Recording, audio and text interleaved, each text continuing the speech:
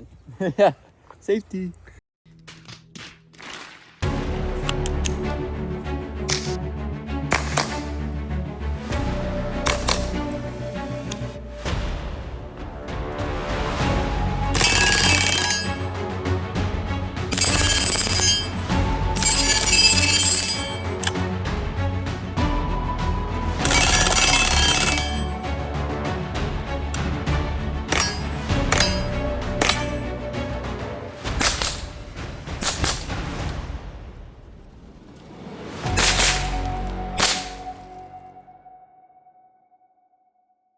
What's up, guys? This is Tim Walker with 2A Firearms. We're here to talk to you today about some suppressors. Yep, we've got a lot of comparisons we're going to bring forth to you today. A couple of the cans that we carry in our store here in Lebanon, Missouri. And also, if you're out and about somewhere else watching this, give you a good idea on what you may want to order in as well.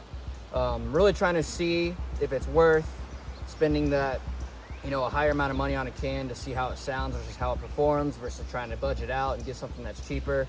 That's the goal of the video today. So one of our 22 cans that we got in is called the Dub 22, and you may be thinking that sounds weird, and the can itself is pretty weird. It's from Double T Tactical, and it feels like a plastic toy basically. It's 3D printed, so a lot of people are doing that these days with cans, 3D printing them down in their basements, just making whatever they want. It's probably comparable to this. Nope, that's not a suppressor, but we shot it. It doesn't sound bad. We're gonna shoot it for you guys today. You guys can let you know what you think. This is gonna retail for around 150 bucks. So that is very affordable, right? And then another one we'll also be comparing is this Catan. It is from Stealth Additive Works. And it is a 22 can, but interestingly enough, it is also rated for bolt action 223. So you already know we're gonna show you what that sounds like today. We'll shoot on some 22, compare it to 223, and we'll compare it to upper end 223 cans as well for you guys to kind of reference it and see if it's actually worth it as a buying point to put it on a 223 rifle. So, what else are we going to look at? We're going to look at the old school Dead Air Mask and the SilencerCo Sparrow. 99% of the people out there in the suppressor world are familiar with these two suppressors. They know that they're heavy, they're well built. Sparrow is a monocore design. Dead Air has the K-style baffles. So they're both stainless, they're both heavy, they're rated up to 5.7. So we will show these to you guys as well. What ammo we're gonna be using today, we're gonna be using the Winchester Super Suppressed 45 grain. So this will be our ammo of choice for today for the 22s.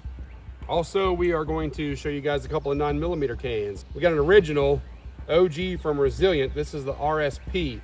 You don't see these anymore. When they came out, they were one of the quietest Air 9mm cans on the market. Weighs in at 8 ounces. Aluminum construction, except for the blast chamber and the first few baffles are stainless. So anyway, nice Resilient RSP. Then we have the Stealth Additive Works Shive. Brand new, 3D printed tie, flow through 9mm can, 2.5 ounces, no booster needed. So this one here, 8.5 or 8 ounces, requires a booster assembly with a piston and the spring. This one is direct thread, nothing needed. So we're going to demo these on a Springfield XDM Elite 9mm. We've got the Norma 158 grain, so you'll experience some nice subs. We've also mixed in some 115 CCI spears for you also there, so you can hear the difference between the two grains of the bullets. All right, guys, so that's it. 9mm 22 today. Enjoy. what does Grant Thumb say? Talk is cheap and ammo is expensive. I don't know, is that it? All right, guys, we got the FN 502 Tactical. We've got the Dead Air Mask. We've got Winchester Super Suppressed 45 grain ammunition.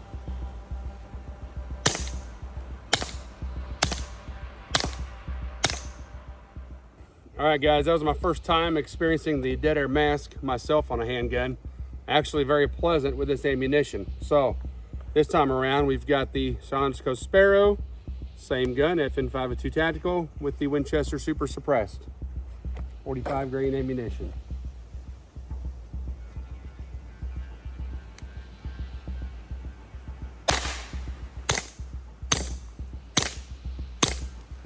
Wow. Did you hear that first pop? So that is what the Sparrow is known for right there. You obviously can hear that first round pop and how loud that is. That is a known deal with the Sparrow. The mask did not have that first round pop. And so, for a second, I thought it was going to be a lot louder than the mask. Something to keep in mind, right? The second, third, fourth, fifth shot were much quieter. Yeah, just as quiet as the mask, I'd say. All right, third is our FN502 Tactical, Winchester 45 grain super suppressed, and the Stealth Additive Works Catan. Here we go.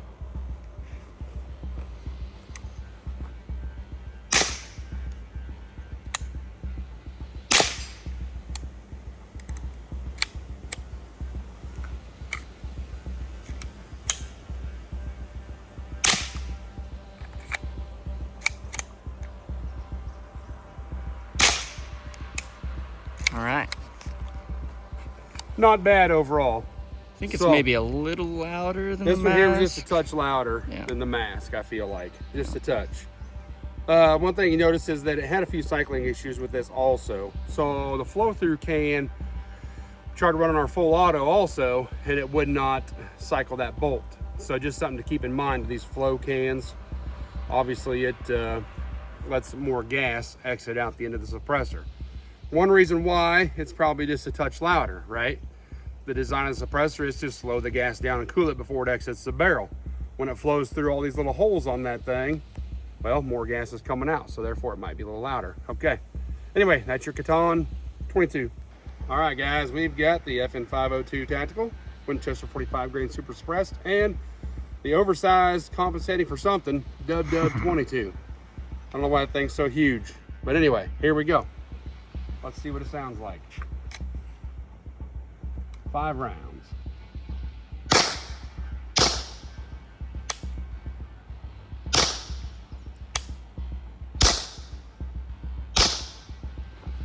It's a little louder. Definitely, but definitely a different tone. I don't mind the tone. I was gonna say it feels pretty low. Yeah, definitely a different tone. A touch louder than the mask and the Sparrow after the first round pop. Yeah. Even a little louder than the Catan, I think. So, for 150 bucks though, I mean, 150 bucks, it gets the job done, right? My only concern with it is it's tall. It's big in diameter compared to the other suppressors. So therefore, seeing your sights is a bit of an issue. So something to keep in mind. Hence why we have a red dot on it.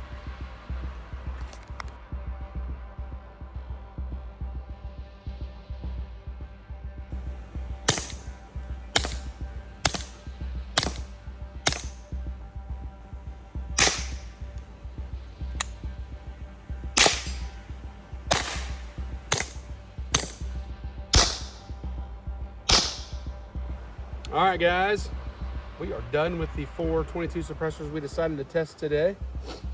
I think number one probably was a dead air mask as far as sound goes with this ammo. And, number two, I don't like the first round pop of the Sparrow, so I'd probably go with the Catan. Yeah, if it wasn't for that first round pop, it's once you get through those first few rounds, I'd say that one sounds just as quiet as that dead air mask. But pretty good. I want it to sound good right off the bat. So yeah. If you're familiar with this suppressor, you know about that first round pop already. They call it FRP, first round pop. So yeah, just keep that in mind on the Sparrows. When you buy it and you shoot it once, you think, my gosh, that's loud. Shoot it again. Yep. And in last place, but still honestly didn't perform terrible for what it is. It was louder than all the other cans, but it's got a ton of volume, and if you're looking to just get into a 22 can, get one just for fun, and you're pushing pennies, this is the one to go for right here at the Dub 22. So we're gonna move on to our 9mm cans now. We're gonna start with the top dog. This is the Resilient RSP 9mm, shooting out of the XDM Elite. So let's see how she performs.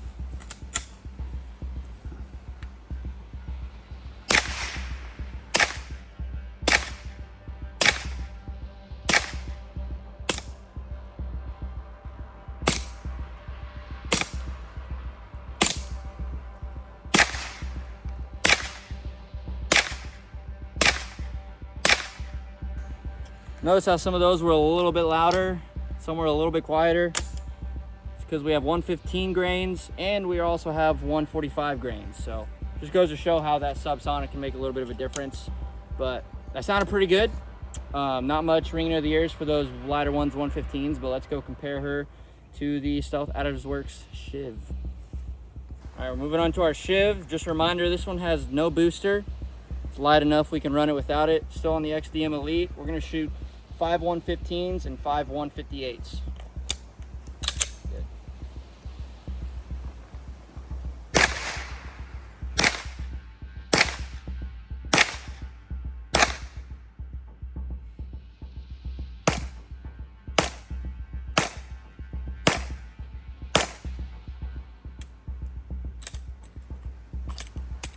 Not too bad for a Shive there. Little bitty guy. You think with that much volume, whew, that's hot. You think with that much volume that it wouldn't be that quiet, you know? So pretty happy with the way the Shive is acting up. You have anything to say? No, I think that Shive is a fantastic can for what it runs and for the way it runs. There you go. Yeah. All right, we're gonna test these 9mm cans out as well on this funky looking Keltec Sub 2K. I love this gun. Everyone knows about them, of course you do. They fold. So if you don't think this looks like a gun, it is. But these are the 115 grains, going with that resilient can. Let's see how she sounds.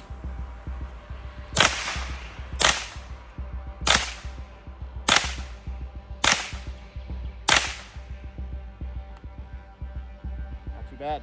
Let's go see how that Stealth Additive Shive sounds on it.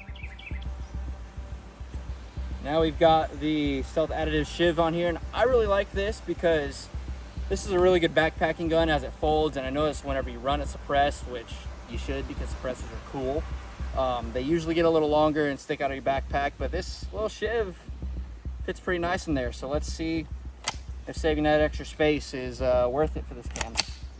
Here we go. 115 grains still.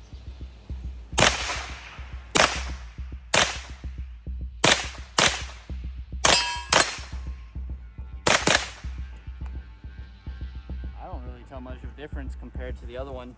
It sounds pretty good. What do you think? Yeah, I like that. Sweet. For the price, for the size, for the weight, it's a great can. I agree.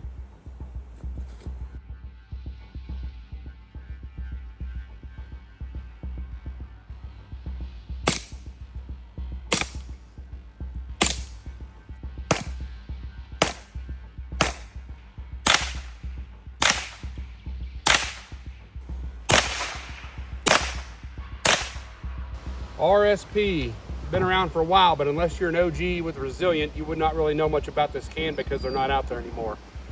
8-ounce suppressor, 6 inches or so in length. Sounds great. It's not a bad can at all, especially with subsonic ammo.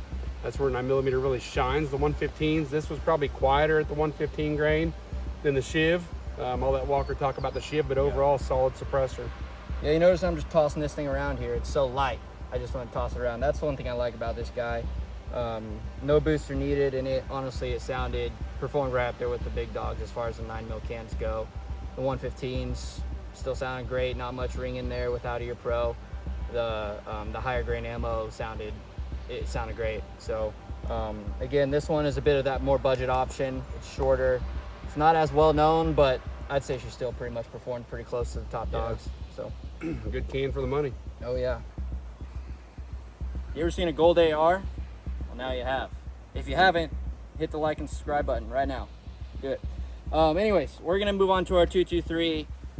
This is a Form 1 can, a little homemade one here from the old shop, and it is a really well performing 5.56 can. We found out we really love it, so we're gonna compare it to that little bitty baby Catan and see how she works. So let's start off with this guy here. See how she runs.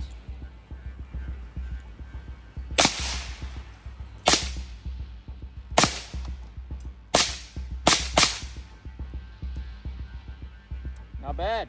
Not bad for without ear pro. So again, with 5.56, it's really hard to suppress it down all the way, and subs aren't really a thing for it. So you're still gonna get a little bit of ear ring, but let's go compare it to that Catan. Let's see how she works. It's a little pipsqueak on there. Yeah, a little cute guy, little fella. We are going to shoot this Catan. The first time we shot this earlier, we did a little bit off camera. We thought we blew it up because there was such a big fireball coming out the end. So every time I shoot this, I'm kind of scared, but it's rated for it. So let's give it a shot. Technically, it's rated for a bolt action. Bolt action. So yeah. we're not going to semi-auto this thing. Yep. And this is still an 18-inch barrel, just like the one we were just shooting with Form 1 can. So keeping things nice and even here for the playing field. But let's see how she sounds.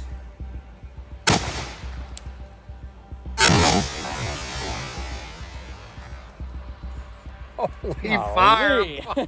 I don't know if the camera's gonna catch that, but there's a big fireball about this big coming out the end of the barrel of this little guy, and she's toasty after one shot. So it says it's rated for you know, the 223 bolt action, and it maybe knocks it down. I don't know if there's much of a difference, to be honest with you.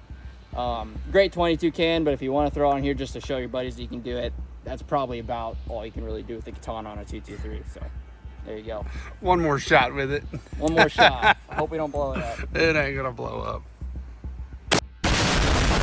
And then about that katana, I mean, comparing it to an actual true 5.56 can or 223 can, I think we kind of knew what was gonna happen. Obviously, it still had that big fireball coming through. Probably also props to it being a flow-through design. It was still pretty loud, but with it being a 22 can, it sounded pretty good on the 22. And I think nowhere really, close. Yeah. Nowhere close on the 5.56 to a 5.56 can. So, yeah. Which doesn't demote it as a 22 LR can, of course. It sounded great on that, but yes, when you compare the two sizes, I mean, you really can't be that crazy to think this is going to perform great compared to like a polonium, right? Something like that. So, I mean, it would fit inside the polonium. This is one of our first videos we're putting together for you guys. If you guys have any ideas, comparisons, new cartridges, new rifles, new suppressors, whatever you want us to look at and maybe record and throw some more content out there, just let us know in the comments, and we'll try our best to get some content out to you that you guys would love to watch. So appreciate you guys checking us out. 2A Firearms, Lebanon, Missouri. Find us online, 2afirearmsmo.com, and Facebook is 2A Education. Have a good day.